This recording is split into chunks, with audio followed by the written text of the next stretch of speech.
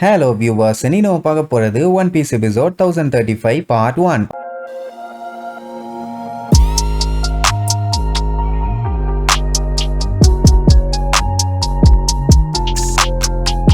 Open பண்ணா மொமனோசுகேவை காட்டுறாங்க. அவனுக்கு பாத்தீங்கன்னா தலை பயங்கரமா வலிக்குது, கதறுன்னு கதறிட்டு இருக்கான். ஷினோபுக்கு என்ன பண்றதுனே தெரியல. கின்னு எங்கயா போய் தொலைஞ்ச, கொஞ்சம் சீக்கிரம் வாயான்னு சொல்லி கதறிட்டு இருப்பா. இப்படி இவ கத்தன சவுண்டு கின்னுக்கும் ஒக்கிக்கும் கேட்டுருச்சு. ஏன்னா அவங்க பக்கத்துலதான் இருக்காங்க. மொமனோசுகே இந்த வந்துட்டேன்னு அடிச்சு புரண்டு வந்து பாப்பாங்க. சத்தம் வந்த இடத்துல யாருமே இல்ல. எங்க போயிட்டாங்கன்னு சுத்தி முத்தி தேடிட்டு இருக்கும் போது ஷினோபு பார்த்து அவங்கள மேல கூப்பிட்டுருவா. சோ ஒரு வழியா மொமனோசுகேக்கு செக்யூரிட்டி டைட் ஆகிட்டே போகுது. ஆனா எமட்டோ இருந்திருந்தானா இன்னும் கொஞ்சம் பஞ்சாயத்து இல்லாம இருந்திருக்கும். அப்படியே கட் பண்ணா இந்த பெரஸ்பரோட அட்டுவலியும் தாங்க முடியல. கேண்டில அம்ப உருவாக்கி ஒவ்வொருத்தர் முதுகுலயும் ஸ்டாண்டு மாதிரி சொருகி வச்சிருக்கான். இந்த குயினை கூட ஏதாச்சும் பண்ணி சமாளிச்சிடலாம் போல. பெரஸ்பரோட அட்டுவலியும் தான் தாங்க முடியல. இன்னொரு மேட்டர் என்னன்னா, சாப்பரு குயினை தூக்கி அடிச்சான்ல, அவனுக்கு பாத்தீங்கன்னா சுத்தமா பெயினே இல்லையா. நீ என்னதான் அடிச்சாலும் என்னைய ஹர்ட் பண்ண முடியாது கண்ணா, ஒரு அயன் மேன் அப்படின்ட்டு சாப்பரை நல்லா வெறியேத்தி விட்டுட்டு இருப்பான். சாப்பருக்கு வேற மூச்சு வாங்குது. ரொம்ப நேரத்துக்கு சாப்பரால இதே ஃபார்ம்ல இருக்க முடியாது. நார்மலா மாறிட்டானா அவனோட பாடி தொங்கிரும். அதுக்கப்புறம் யாரு சரி பண்ண போறான்னு தெரியல. இங்க மறுபடியும் பெரஸ்பரோ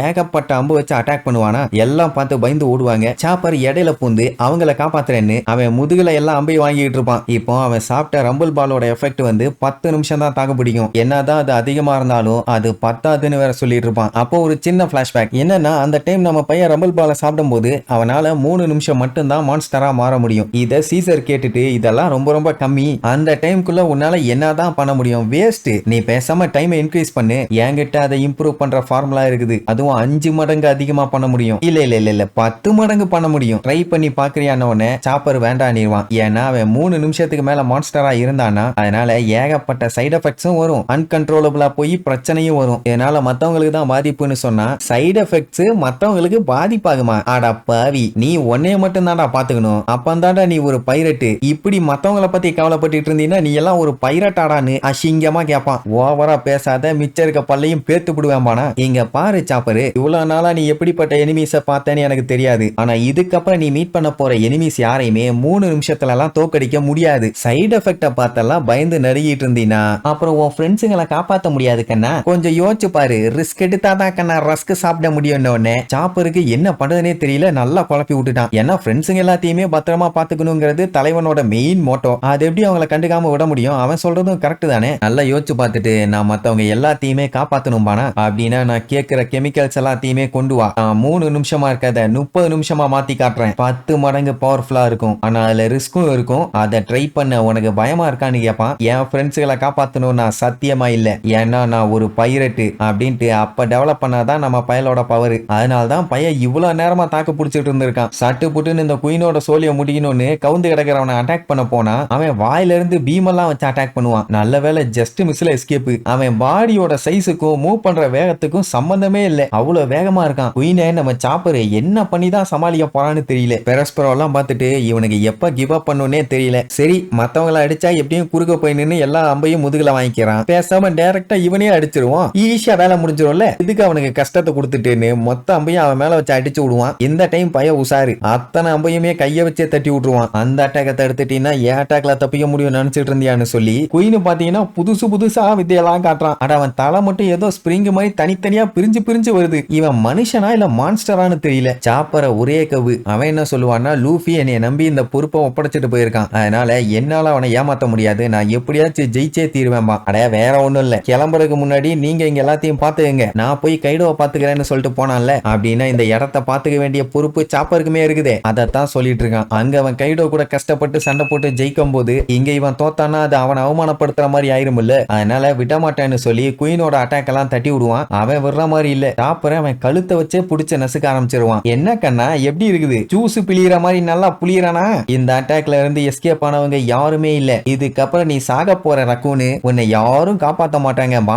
மூலகட்ட மூதேவி, நான் ரக்கூன் இல்லடா ரெயின்டியர்னு அந்த அட்டாக்க அசால்ட்டா தட்டி விட்டுட்டு எஸ்கேப் ஆயிருவான். அதுக்கப்புறம் ரெண்டு பேத்துக்குள்ளயும் வெறித்தனமான சண்டை. சரி இதே மாதிரி கண்டினியூ ஆகும்னு வைங்க. அந்த டைம் அந்த பாவங்கிற பிக் பாஸ் கண்ணு இருக்குது, அவ என்ன பண்ணுவா, மத்த சைபார் கிட்ட எல்லாம் டிஃப்யூஷன் சொல்லுவா. உடனே எல்லாம் கனெக்ட் ஆகும். அது வழியா அனௌன்ஸ்மெண்ட் பண்ணுவா. ஒனியஷிமால இருக்க அத்தனை பேரும் கேட்டுக்குங்க, இது ஒரு முக்கியமான அனௌன்ஸ்மெண்ட் அப்படின்னு ஒண்ணு அத்தனை பேரும் ஷாக்கா கேட்பாங்க. ஐயோ என்ன சொல்ல போறான்னு தெரியலையேன்னு. மேல நடந்துகிட்டு இருந்த 1-on-1 சண்டை முடிஞ்சு போச்சு. இங்க இருக்கிற எனிமீஸ்லயே ஹையஸ்ட் பவுண்டி வச்சிருக்க எனிமி பாத்தீங்கன்னா ஸ்டார் ஹேட். ஆமா ஸ்டார் ஹேட் தான் நம்ம பையன் தான். என்ன விஷயம் ஒரே இழுவையா இழுத்துட்டு இருக்கேன்னு கேட்டா அவன் தோத்து போயிட்டான். கைடோ அவனை அடிச்சு காலி பண்ணிட்டாரு அப்படின்னு அவன் சொன்னதை கேட்டோன்னே சாப்பர் பார்த்துட்டு ஷாக் ஆயிருவானா. உடனே குயின் ஒரே கவு நம்ப முடியல. அவன் மட்டும் இல்ல மத்தவங்க எல்லாருமே ஜர்க்காவாங்க. எல்லாம் கூட்டத்துக்கு செம ஹாப்பி. அவளாதான் எல்லாம் முடிஞ்சுன்னு. அவ அதோட சொல்லி முடிச்சிருந்தா கூட இல்ல அவ பொய் சொல்றான்னு சொல்லிட்டு ஏதாச்சும் ஒரு குருட்டு நம்பிக்கையில சண்டை போட்டிருப்பாங்க. ஆனா அவ என்ன தெரியுமா சொல்லுவா, கைடோ அவனோட உயிரையே எடுத்துட்டாரு, அவன் செத்துட்டான் அப்படி இப்படிம்பாளா. பிராங்கி எல்லாம் கேட்டுட்டு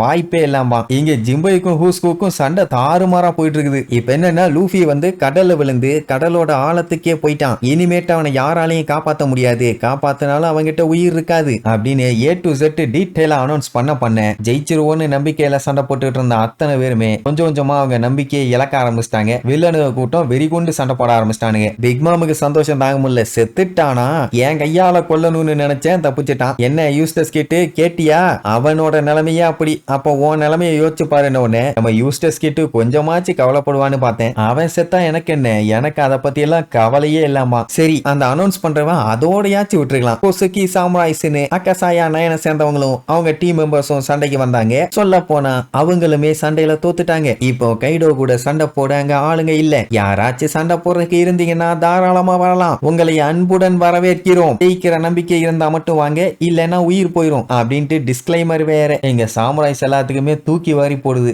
எதுக்கு இன்னும் தோத்து போயிட்டானான்னு ஒட்டமாலாம் கதறி கதறி அழுவா. லூஃபிய வேற போட்டு தள்ளிட்டாங்கன்னு ஒண்ணு. இப்ப என்னன்னா கைடோ வந்து கீழே வந்துட்டு இருக்கானாமா. இதுக்கப்புறம் யாராச்சும் பஞ்சாயத்து பண்ணாங்கன்னா அவங்கள விழுக்க வேண்டாமா, அதுக்காக. அதுவும் இந்த டைம் பாத்தீங்கன்னா டிராகன் ஃபார்முக்கே மாறிட்டான். கீழே வந்து பார்த்தவன் அவன் கேசல் நொறுங்கி இருக்கிறத பார்த்த உடனே அவனுக்கு கொலை காண்டாயிருச்சு. அட பிக்மா அடிச்சு புரண்டு வந்து விழுந்தால அதுல ஏற்பட்ட டேமேஜ் தான் அது. இப்பவும் ஒண்ணும் கெட்டு போல. யார் யாரெல்லாம் சரண்டர் ஆகணுமோ கைடோவோட கால்ல விழுந்து சரண்டர் ஆயிருங்க. அப்படி ஆயிட்டீங்கன்னா உங்க உயிர் காப்பாற்றப்படும், அப்படி இல்லைன்னா உங்கள் தலை கொய்யப்படும் அப்படி எப்படின்னு ஒண்ணு. வில்ல கூட்டம் அத்தனை பேத்துக்கு அவ்வளவு ஹாப்பி. சஞ்சி ஜோரோ லானு யாராலையுமே நம்ப முடியல. காட்டுக்கு தீட்டு இருப்பானுங்க. சரி அதே நேரம் இந்த காஞ்சிரோ இருக்கான்ல, அவன் பாத்தீங்கன்னா மொமனசுக்கே எங்க இருக்கானோ கரெக்டா அங்க வந்து சேர்ந்துட்டான். மத்தவங்க கூட சந்து பொந்துன்னு தேடி தேடி ஓடி ஓடி கண்டுபிடிச்சாங்க. ஆனா இவன் தாயா ஏதோ ரூட் எல்லாம் தெரிஞ்ச மாதிரி ஸ்ட்ரெயிட்டா அங்க வந்துட்டான். இத்தனைக்கு இந்த இடம் அவனுக்கு புதுசு, எப்படி பெர்ஃபெக்ட்டா கண்டுபிடிச்சான்னு தெரியல. மொமனசுக்கேவை கொல்ல போறோம்னு தெரிஞ்ச உடனே அவ்வளவு ஹாப்பி ஆகி மறுபடியும் ஓடன் மாதிரியே ஒரு உருவத்தை வரைவான். ஏன்னா அப்பந்தானே மொமனசுக்கேவை குழப்பி விட்டு அவனை ஈஸியா வெளியில கொண்டு வந்து போட்டு தள்ள முடியும். அதுக்காக இவனை மட்டும் இதுக்கப்புறம் விட்டாங்க